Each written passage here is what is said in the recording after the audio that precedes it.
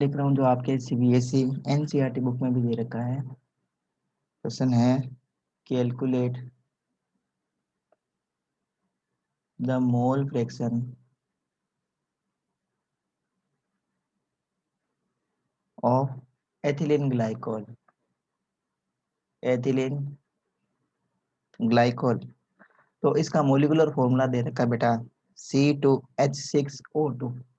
This is the molecular formula for ethylene glycol. ये होता है एथिलीन ग्लाइकोल CH2OH CH2OH। ये फॉर्मूला है एथिलीन ग्लाइकोल का, ये मोलिकुलर फॉर्मूला है। एंड वाटर, तो मोल फ्रैक्शन हमें फाइंड करना है किसका, एथिलीन ग्लाइकोल का और वाटर का।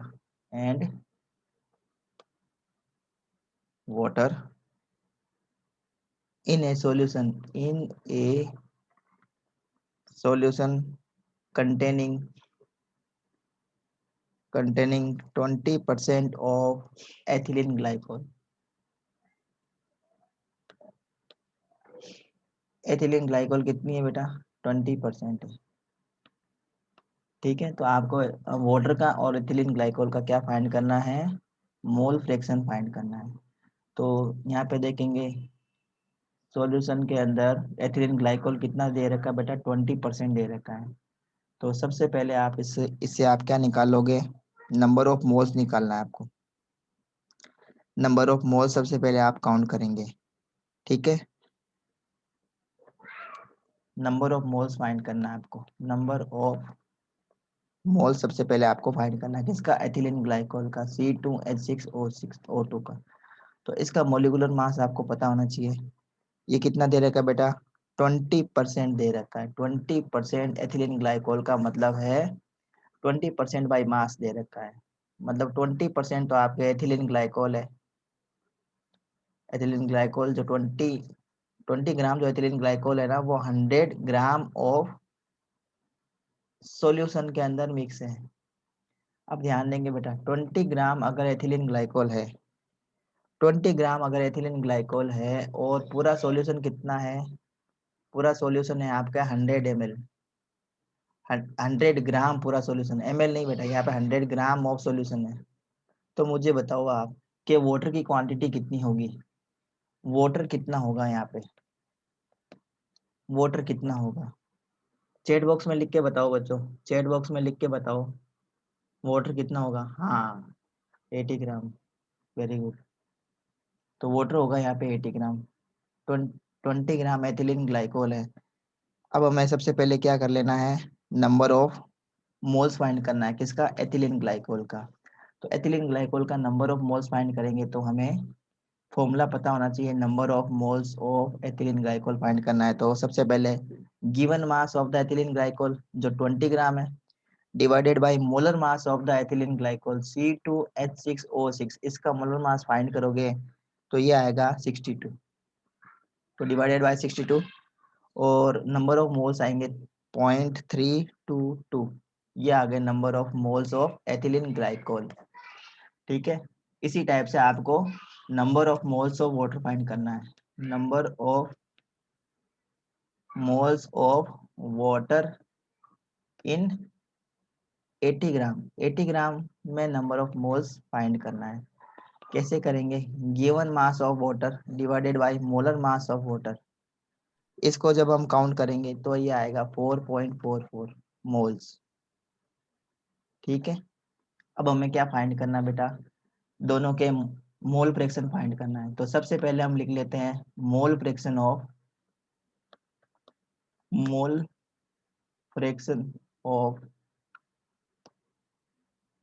Ethylene glycol. Mole fraction of ethylene glycol को हम एक्स ए से डिनोट कर लेते हैं। तो कैसे लिखेंगे हम, number of moles of ethylene glycol, number of moles of ethylene glycol divided by total number of moles, total number of moles. तो number of moles of ethylene glycol कितना है हमारे पास में, ये आया है 0.322। तो यहाँ हम लिख देंगे X A. Equal to 0.322 divided by total number of moles. Total number of moles का मतलब यहाँ पे क्या है बेटा, एथिलीन ग्लाइकोल के मोल्स और वाटर के मोल्स, इन दोनों के मोल्स को हम क्या कर देंगे, ऐड कर देंगे। तो यहाँ हम लिखेंगे 0.322 प्लस, और वाटर के कितने आए थे, 4.444, ये आए थे। इसको हम काउंट करके मोल्स हम फाइंड कर लेंगे, किसके, एथिलीन ग्लाइकोल के मोल्स हम फाइंड कर लेंगे। ठीक है, जब हम इसको कैलकुलेट करते हैं तो ये हमारे पास में आता है बेटा 0.068। ये एथिलीन ग्लाइकोल के नंबर ऑफ मोल्स आ गए, मोल फ्रैक्शन आ गई। अब ये क्या आ गई बेटा, मोल फ्रैक्शन आ गई। अब इसी टाइप से हम क्या करेंगे, मोल फ्रैक्शन फॉर वाटर, यहाँ पे हमने लिख दिया मोल फ्रैक्शन ऑफ वाटर। यहाँ पे आप एथिलीन ग्लाइकोल लिख सकते हैं, मोल फ्रैक्शन फॉर वाटर कैसे करेंगे, number of moles of water 4.444 divided by total number of moles 0.322 plus 4.444, इसको सोल्व करेंगे तो ये आ जाएगा हमारे, इसको सोल्व करेंगे आप बेटा, और यहाँ पे इसको आंसर लिखेंगे। एक और तरीके से कर सकते हैं, हमें वाटर के मोल निकालने की जरूरत भी नहीं है, हमें पता है टोटल नंबर ऑफ मोल्स कितने, मोल फ्रैक्शन कितना होगा, मोल फ्रैक्शन का जो सम होता है वो कितना होता है बेटा, 1 होता है। तो वाटर का अगर हम मोल फ्रैक्शन निकालना है तो हम क्या करेंगे, 1 minus mole fraction of 1 minus mole fraction of ethylene glycol. Ethylene glycol के जो नंबर ऑफ मोल्स है ना, उसको 1 में से माइनस कर देंगे, तो 1 माइनस 0.068 करेंगे तो हमारे पास में आंसर आएगा, number of moles for water. Question समझ में आया बच्चों आपको, क्वेश्चन समझ में आया, लिखा हुआ है एक सॉल्यूशन है जिसमें 25% वाटर है, 25% एथेनॉल है, और 50% क्या है, एसिटिक एसिड है सॉल्यूशन के अंदर। तीन चीजें हैं इसमें, पानी है 25%, एथेनॉल है 25% और एसिटिक एसिड है 50%। तो तीनों कंपोनेंट कौन कौन से, वाटर, एथेनॉल और एसिटिक एसिड, इसका हमें क्या निकालना है, मोल फ्रैक्शन निकालना है। तो मोल फ्रैक्शन कैसे निकालेंगे, कैसे दे रखा है, देखो ये परसेंटेज में दे रखा है ना, परसेंटेज में दे रखा है। परसेंटेज का मतलब क्या हुआ, ये परसेंटेज, अगर परसेंटेज बाई परसेंटेज में दे रखा है तो परसेंटेज को इससे हमें क्या करना है बेटा, परसेंटेज बाई मास दे रखा है ये।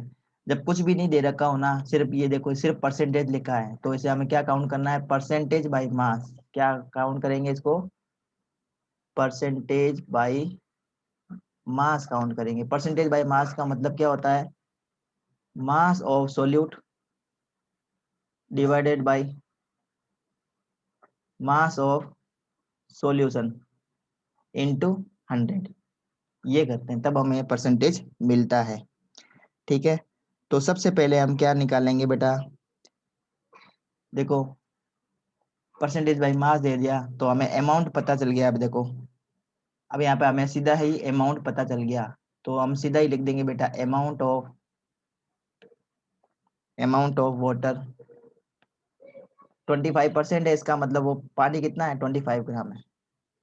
100 में से पानी कितना है, 25 ग्राम है। इसी टाइप से amount of acetic acid, acetic acid कितना दे रखा था, 50% दे रखा था, तो ये हो गया 50 ग्राम।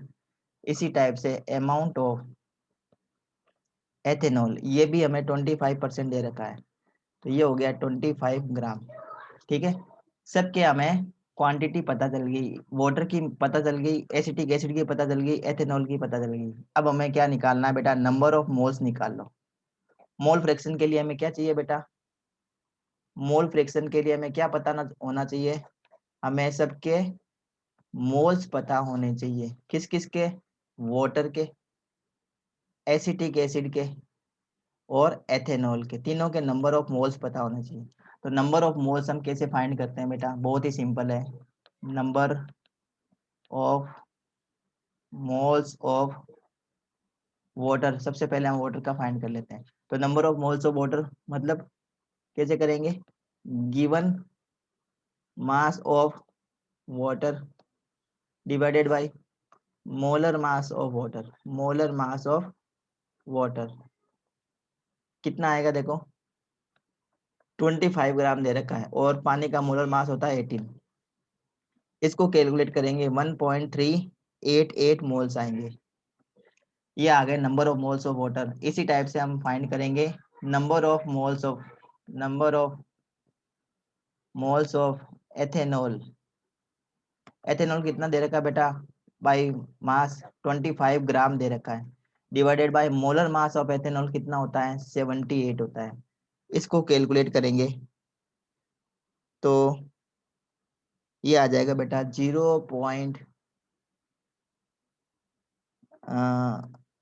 ये 78 नहीं 46 होता है। एथेनॉल का बेटा 46 होता है। C2H5OH कैलकुलेट करोगे 46 आएगा। ठीक है, मोलर मास ग्राम पर मोल में, तो डिवाइडेड बाय 46 करेंगे तो ये इसका वैल्यू आ जाएगी 0.543 मोल्स। ठीक है, इसी टाइप से नंबर ऑफ मोल्स हम फाइंड कर लेंगे, number of moles of acetic acid find करेंगे, number of moles of acetic acid find कर लेंगे। तो बाय मास दे रखा है acetic acid 50 gram, molar mass acetic acid का कितना होता है 60, डिवाइड करेंगे 0.833 मोल्स आ गए। अब हमें पूछे अगर कि वाटर के नंबर ऑफ मोल्स कितने हैं, मोल फ्रैक्शन कितना है, तो मोल फ्रैक्शन हम आराम से फाइंड कर सकते हैं ना, मोल फ्रैक्शन ऑफ वाटर कर सकते हैं, number of moles of water, number of moles of water divided by total number of moles, total number of moles. तो number of moles of water कितना है वो ऊपर लिख देंगे, divided by total number of moles लिख देंगे हम। तो कैलकुलेट में एक करके बताता हूँ, बाकी आप लोगों को करना है। तो number of moles of water आया था 1.388 divided by total number of moles. तो किस किस के मोल ऐड करना है, मैं वाटर का नंबर ऑफ मोल्स ऐड करना है, प्लस एथेनॉल का नंबर ऑफ मोल्स हमें ऐड करना है, प्लस हमें क्या करना है, एसिटिक एसिड के नंबर ऑफ मोल्स को ऐड करना है। इसको कैलकुलेट करेंगे बेटा, इसको कैलकुलेट करके यहाँ पे हम आंसर निकालेंगे। वो क्या आ जाएगी, मोल फ्रैक्शन फॉर वाटर। इसी टाइप से हम मोल फ्रैक्शन फॉर एथेनॉल निकाल सकते हैं, मोल फ्रैक्शन फॉर एथेनॉल आप निकालेंगे यहाँ पे। इसी टाइप से मोल फ्रैक्शन फॉर आपको निकालना है एसिटिक एसिड का, एसिटिक एसिड का। तो बताओ मुझे बच्चों, आप निकाल पाओगे क्या इसको, और आप क्या करेंगे फिर, mole fraction of water plus mole fraction of ethanol plus mole fraction of acetic acid, इन तीनों को ऐड करेंगे। इन तीनों को ऐड करके देखेंगे कितना आता है, तीनों का सम कितना आता है। मुझे बताओ बच्चों, चैट बॉक्स में लिख के बताओ इन तीनों का सम कितना आएगा, मोल fraction of water, mole fraction of ethanol, mole fraction of acetic acid, इसका सम कितना आएगा। हाँ देखो, शिवानी ने आंसर दिया है, पायल ने दिया है, तेजस ने दिया, आदिति ने दिया है, दिव्या ने दिया है। इनका सम 1 आएगा, वेरी गुड। मोल फ्रैक्शन का सम हमेशा 1 आता है। तो ये आप कर लोगे ना बेटा, मोल फ्रैक्शन एथेनॉल का निकाल लोगे, एसिटिक एसिड का आप निकाल लोगे। जल्दी बताओ, चैट बॉक्स में लिख के बताओ बच्चों। Solution of gases, solution of gases in liquid, मतलब गैस को लिक्विड में मिक्स करना। बहुत ही सिंपल है बेटा। तो इसे हम बोलते हैं solubility of gas in a liquid. Simple word में हम इसको क्या बोल सकते हैं, solubility of gas in liquid. तो सबसे पहले हमें टर्म समझना होगा बेटा, सोल्यूबिलिटी क्या होती है। सोल्यूबिलिटी सबसे पहले ये हम सीखेंगे। सोल्यूबिलिटी का मतलब होता है डिसोल्यूशन। क्या मतलब होता है, डिसोल्यूशन ऑफ सब्सटेंस। अगर कोई भी सब्सटेंस मिक्स हो जाता है किसी दूसरे सब्सटेंस में, तो उसको हम क्या बोलते हैं, डिसोल्यूशन बोलते हैं। इसी को हम क्या बोलेंगे बेटा, सोल्यूबिलिटी कहेंगे। लेकिन डेफिनेशन कुछ अलग होगी बेटा, है ना, डेफिनेशन कुछ अलग होगी। तो सबसे पहले हम ये समझ लेते हैं बेटा कि जितनी भी गैसेस है ना, गैसेस का मतलब चाहे वो ऑक्सीजन गैस हो, चाहे वो नाइट्रोजन गैस हो, चाहे वो कार्बन डाइऑक्साइड गैस हो, चाहे वो अमोनिया गैस हो, चाहे वो HCl हो। HCl का मतलब है हाइड्रोजन क्लोराइड गैस, ये गैस है बेटा जी। तो HCl मैंने लिखा है ना, अभी तक आप लोगों को यही पता होगा कि HCl एसिड होता है ना। आप लोगों को अभी तक यही मालूम था कि HCl एसिड होता है। HCl क्या होती है बेटा, यहाँ पे HCl गैस है, इस गैस का नाम है hydrogen chloride gas, hydrogen chloride gas HCl। ठीक है, HCl एसिड अलग होता है, HCl का मतलब है यहाँ पे हाइड्रोजन क्लोराइड गैस। जितनी भी गैसेस हैं, चाहे वो कार्बन डाइऑक्साइड गैस हो, चाहे ऑक्सीजन हो, नाइट्रोजन गैस हो, अमोनिया गैस हो, कार्बन मोनोऑक्साइड गैस हो, और बहुत सारी गैसेस हैं, वो सब गैसेस, यहाँ पे हम लिक्विड लेंगे बेटा, पानी। क्या लेंगे? पानी। तो पानी में वो सोल्यूबल होती है। कुछ गैसेस क्या होती है, ज्यादा क्वांटिटी में सोल्यूबल होती है। Some gases are highly soluble, some gases are highly soluble in water and some gases are very less soluble and some gases are moderately soluble। moderately soluble का मतलब है वो ज्यादा पानी में डिजोल्व नहीं होती है, बहुत कम भी नहीं होती, बहुत ज्यादा भी नहीं होती। तो गैसेस तो कोई भी गैस ले लो, वो पानी में डिजोल्व होती ही होती है। लेकिन कुछ गैसेस क्या है, ज्यादा क्वांटिटी में डिजोल्व होती है, कुछ गैसेस कम क्वांटिटी में डिजोल्व होती है।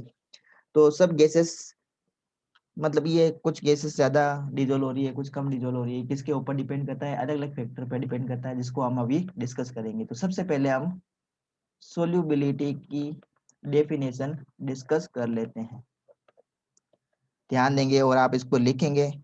तो लिख देंगे बेटा, the solubility of gas, solubility of any gas at a particular, at a particular, in a particular, यानी इसमें लिख देना solubility of any gas in a particular liquid is the volume of the gas, is the volume of the gas in cc। cc का मतलब आपको पता होगा बेटा, cc, that that can that can dissolve, that can dissolve in unit volume, that can dissolve in unit volume। unit volume का मतलब है 1 cc, ठीक है, of the liquid to form to form a saturated, to form a saturated solution at the given temperature and under the pressure of atmosphere, under the pressure of atmosphere, ये इसकी definition है। तो definition बेटा आपको देखने से थोड़ी सी complicated लग रही होगी, तो मैं इसको बहुत ही सिंपलीफाई कर देता हूँ बेटा, कि आपके पास में 1 cc सॉल्यूशन है। सपोज ये मैंने कंटेनर लिया, ये कंटेनर के अंदर मैंने कोई लिक्विड ले लिया, लिक्विड में मैंने कोई भी एक सोलवेंट लिया बेटा, ठीक है, ये कोई भी एक सोलवेंट ले लिया। अब इस सोलवेंट का क्वांटिटी कितनी है बेटा, 1 cc, ठीक है।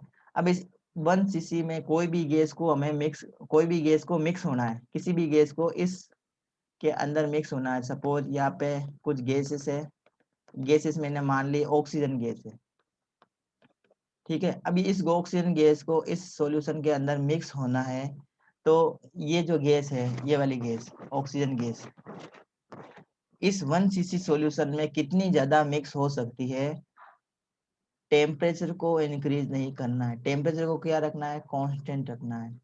प्रेशर को क्या रखना है बेटा, प्रेशर को भी चेंज नहीं करना है, इसको भी कांस्टेंट रखना है। टेम्परेचर और प्रेशर को अगर हम कांस्टेंट रख देते हैं, तो एक 1 cc सॉल्यूशन में किसी भी गैस का कितना वॉल्यूम, कितना ज्यादा वॉल्यूम 1 cc ऑफ सॉल्वेंट में मिक्स हो सकता है, उसको हम क्या बोलते हैं बेटा, उस गैस की सोल्यूबिलिटी।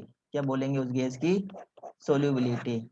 अब किसी गैस की सोल्यूबिलिटी हाई होती है, मतलब 1 cc सॉल्यूशन में पर्टिकुलर गैस अगर ज्यादा मिक्स हो जाती है, पर्टिकुलर गैस का मतलब जैसे कोई भी मैं गैस ले लेता हूँ, जैसे कार्बन डाइऑक्साइड गैस है, या मैंने ले लिया अमोनिया गैस है, अमोनिया गैस है, कार्बन डाइऑक्साइड गैस है, ये 1 cc सॉल्यूशन में, 1 cc सॉल्वेंट में, यहाँ पे हमारे पास में क्या है, सोलवेंट है। और ये जो सोलवेंट है ना, इसका वॉल्यूम भी हमने क्या रख दिया है, इसका वॉल्यूम हमने फिक्स रखा है।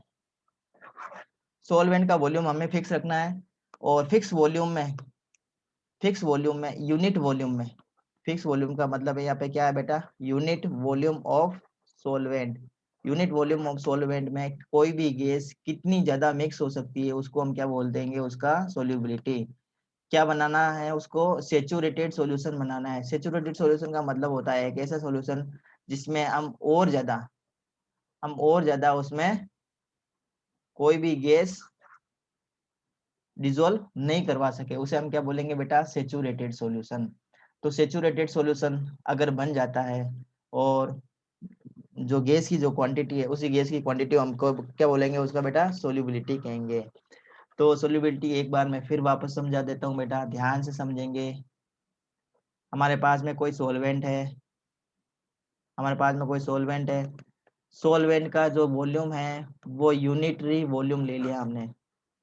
सोलवेंट है, सोलवेंट का वॉल्यूम हमने फिक्स रख दिया, सपोज 1 cc इसका सॉल्यूशन, इसका हमने वॉल्यूम रख दिया 1 cc का मतलब आप मान लो 1 ml, क्या मान लो इसको आप 1 ml सॉल्यूशन दे दिया, आपको कोई भी सोलवेंट दे दिया। अब इस 1 ml सोलवेंट में गैस मिक्स हो रही है, चाहे वो ऑक्सीजन गैस हो, चाहे वो हीलियम गैस हो, चाहे वो नाइट्रोजन गैस हो, चाहे वो कार्बन डाइऑक्साइड हो, चाहे वो अमोनिया हो, चाहे वो HCl हो, कोई भी गैस हो, कितनी ज्यादा मिक्स हो रही है 1 ml सॉल्यूशन में, टेम्परेचर को क्या रखना है, कांस्टेंट। प्रेशर को क्या रखना है, कांस्टेंट रखना है। तो जितनी ज्यादा गैस मिक्स होगी उसकी सोल्यूबिलिटी उतनी ही ज्यादा होगी, सोल्यूबिलिटी उतनी ही क्या होगी बेटा, ज्यादा होगी। और जो गैस, कोई भी पर्टिकुलर गैस है, जितनी कम मिक्स हो रही है उसकी सोल्यूबिलिटी उतनी ही कम होगी। बात समझ में आई आपको सोल्यूबिलिटी की? तो यही डेफिनेशन में दे रखा है बेटा, कि 1 ml आपको सोलवेंट दिया है, और उस सोलवेंट में कितनी मैक्सिमम आप किसी भी गैस को डिसॉल्व करवा सकते हैं और सेचुरेटेड सॉल्यूशन बना सकते हैं, उसको हम क्या बोलेंगे, solubility of the gas at particular temperature and 1 atmospheric pressure। बात समझ में आ गई बेटा? बात समझ में आई तो जल्दी से लिख के बताओ, बात समझ में आई तो लिख के बताओ बेटा, चैट बॉक्स में लिख के बताओ जल्दी से, समझ में आया या नहीं आया, सोल्युबिलिटी वाला पॉइंट समझ में आया क्या? सोल्युबिलिटी का पॉइंट आपको समझ में आया बच्चा?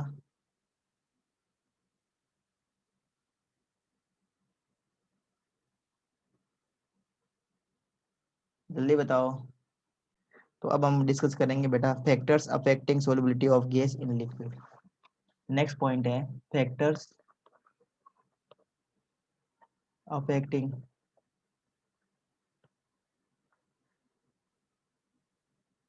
factors affecting the solubility of factors affecting the solubility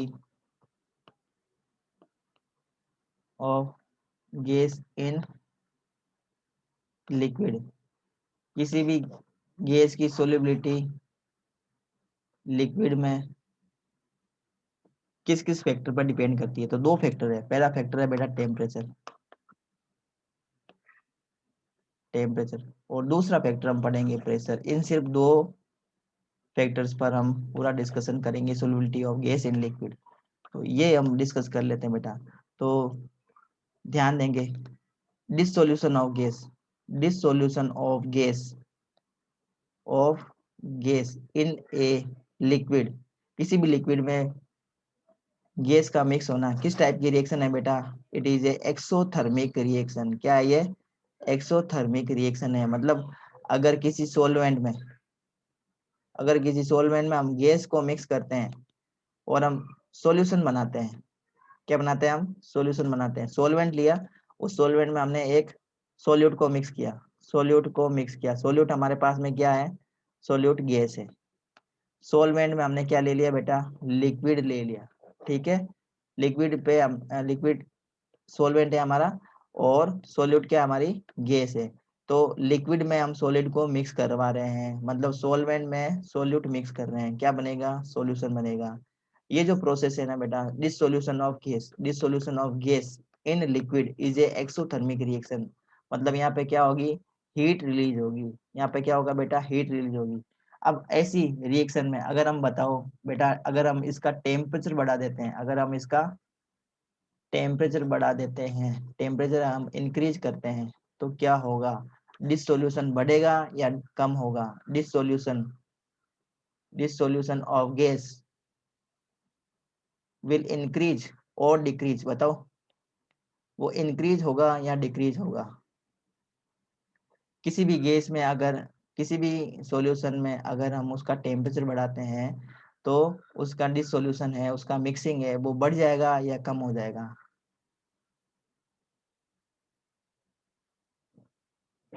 हाँ, अदिति ने सही बताया है। अदिति ने बताया बैकवर्ड रिएक्शन होगी अकॉर्डिंग टू ली सेटलियर प्रिंसिपल। यहाँ पे ली सेटलियर प्रिंसिपल काम आएगा बेटा। ली सेटलियर प्रिंसिपल क्या होता है, ली सेटलियर प्रिंसिपल के अकॉर्डिंग ये है कि बेटा अगर हम कोई भी अफेक्ट करते हैं तो जो सिस्टम है ना उसका जस्ट ऑपोजिट रिएक्ट करता है।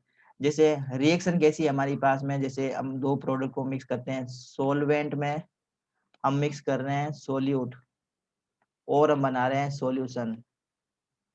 तो यहाँ पे सोलवेंट हमने लिया है लिक्विड, लिक्विड में हमने क्या मिक्स किया है बेटा, गैस, और हमने क्या बना दिया, गैसियस सॉल्यूशन बना दिया। क्या बना दिया, गैसियस सॉल्यूशन बनाया। अब ये जो गैसियस सॉल्यूशन है ना, ये एक्सोथर्मिक रिएक्शन है।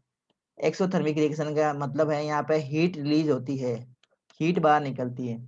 ऐसे सॉल्यूशन में अगर हम हीट बढ़ा देते हैं, मतलब टेम्परेचर बढ़ा देते हैं, अगर हम टेम्परेचर इंक्रीज कर देंगे तो ये जो प्रोसेस है ना, ये कैसे जाएगा, फिर ये बैकवर्ड डायरेक्शन में जाएगा। किस डायरेक्शन में जाएगा बेटा, ये जाएगा आपका बैकवर्ड डायरेक्शन में। इस डायरेक्शन में ये जाएगा, मतलब जो गैस है ना वो वापस लिक्विड से निकलने लग जाएगी, वापस रिमूव होने लग जाएगी। तो जब हम टेम्परेचर बढ़ाते हैं तो गैस का जो डिसोल्यूशन है ना, डिसोल्यूशन ऑफ गैस, वो क्या होता है, डिक्रीज होता है, वो डिक्रीज होता है। जैसे अगर हम पानी को गर्म करेंगे, पर जब हम पानी को गर्म करते हैं तो आप लोगों ने देखा होगा, जैसे कंटेनर है, इस कंटेनर में हमने पानी लिया, ये हमने पानी ले लिया, इस कंटेनर में पानी। जब इस पानी को हम गर्म करते हैं, इस पानी को हम गर्म करेंगे तो आप लोगों ने ऑब्जर्व किया होगा कि इसके अंदर आपको बबल्स बनते हुए दिखते हैं, जो सरफेस पे चिपके रहते हैं। आप लोगों ने ऑब्जर्व किया होगा, इसमें छोटे छोटे बबल्स बन जाते हैं जो कंटेनर की वॉल पे और बॉटम पे चिपके रहते हैं। तो ये बबल्स है ना, जब हम पानी को अगर हम धीरे धीरे गर्म करते हैं ना तो ये बबल्स ऊपर आते हैं। इसका मतलब इसमें जो गैस है, इस पानी में जो गैस डिजोल्व थी, इस वाटर में जो गैस डिजोल्व थी ना, वो गैस क्या हो रही है, वो इस वाटर की सरफेस को छोड़ के बाहर निकल रही है। मतलब जो गैस का सॉल्यूशन है, डिसोल्यूशन है ना, वो क्या हो रहा है, कम हो रहा है, डिक्रीज हो रहा है। गैस का जो मिक्सिंग है वो क्या हो रही है, कम हो रही है। मतलब इस पानी में जो गैस मिक्स थी, अगर हम टेम्परेचर बढ़ाएंगे तो वो गैस क्या होगी, वो बाहर निकल जाएगी, गैस बाहर निकल जाएगी।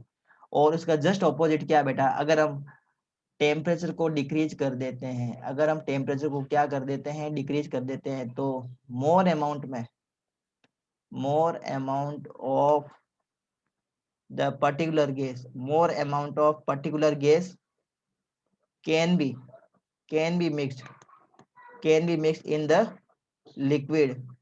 मोर अमाउंट में, ज्यादा अमाउंट में कोई भी गैस को लिक्विड में मिक्स करवा सकते हैं। कब, जब हम टेम्परेचर को क्या कर दे बेटा, डिक्रीज कर देते हैं। तो ये अफेक्ट समझ में आया आपको, सॉल्यूशन मतलब किस टाइप से अफेक्ट करता है, जल्दी से बताओ।